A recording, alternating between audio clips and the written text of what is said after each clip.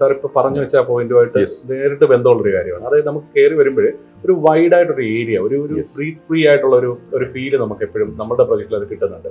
അതിൽ സാർ ശ്രദ്ധിക്കുന്ന കാര്യങ്ങൾ ഇങ്ങനെ അങ്ങനെ ഒരു ആംബിയൻസ് ഉണ്ടാവാനായിട്ട് എന്തൊക്കെ കാര്യങ്ങൾ ശ്രദ്ധിക്കുന്നത്? അതായത് സാധാരണഗതിയിൽ ഇപ്പൊ നമ്മളൊരു 40 സെന്റിലോ 50 സെന്റിലോ ഒരു പ്രോജക്റ്റ് ഞങ്ങൾ ചെയ്തിട്ടുണ്ട്, ഇതിനു മുമ്പ് ചെയ്തിരിക്കുന്നത് അങ്ങനെയാണ്. അത്തരം ഏരിയ ഉള്ള ഒരു പ്രോജക്റ്റ് ചെയ്യുകയാണെങ്കിൽ നമുക്ക് ഇത്രയും ഓപ്പൺ സ്പേസ് കിട്ടില്ല.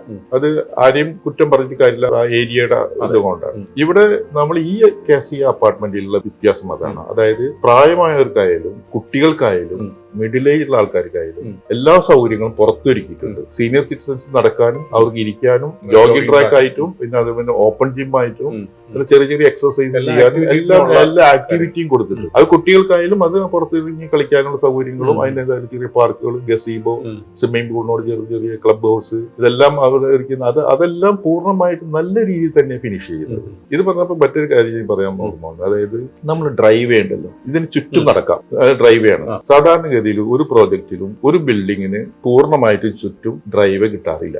ഈ പ്രോജക്റ്റിൽ ഇതിന് ബിൽഡിങ്ങിന് ചുറ്റും ഡ്രൈവ് ഉണ്ട്. അതല്ലെങ്കിൽ സാധാരണ ഡ്രൈവ് എവിടെയെങ്കിലും ബ്രേക്ക് ആവും.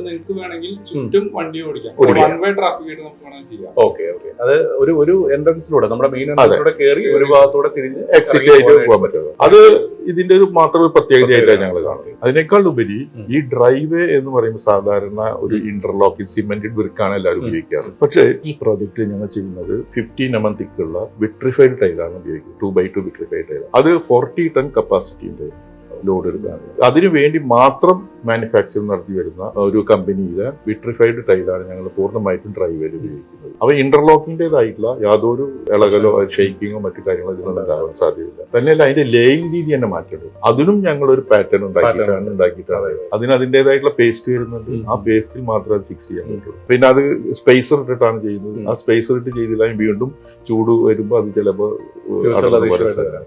ആ ടൈലിന്റെ കോസ്റ്റ് വരുന്നത് ഏകദേശം 250 രൂപയോളം സ്ക്വയർ ഫീറ്റിന് കോസ്റ്റ് വരും. അത് ലേ ചെയ്യണമെന്നുണ്ടെങ്കിൽ ഏകദേശം ഒരു 90 റുപ്പീസോളം അതിന്റെ കോസ്റ്റ് വരുന്നുണ്ട്. ഏകദേശം 300 രൂപയോളം അല്ലെങ്കിൽ 275-300 രൂപയോളം അതിന്റെ സ്ക്വയർ ഫീറ്റ്. അതേസമയം നമ്മൾ ഇന്റർലോക്കിംഗ് ചെയ്യണമെങ്കിൽ മാക്സിമം ഒരു 75-80 രൂപ. അപ്പൊ ആ കോസ്റ്റിനെല്ലാം അവിടെ പ്രാധാന്യം കൊടുത്തിരിക്കുന്നത്. അവിടെ നമ്മുടെ ഉപയോഗത്തിൽ കാണുമ്പോൾ അതിന്റെ ആസ്തറ്റിക് വ്യൂ ഇതെല്ലാം പ്രാധാന്യം കൊടുത്തുകൊണ്ടാണ് നമ്മൾ ആ ടൈൽ ഉപയോഗിക്കാൻ തീരുമാനിച്ചത്.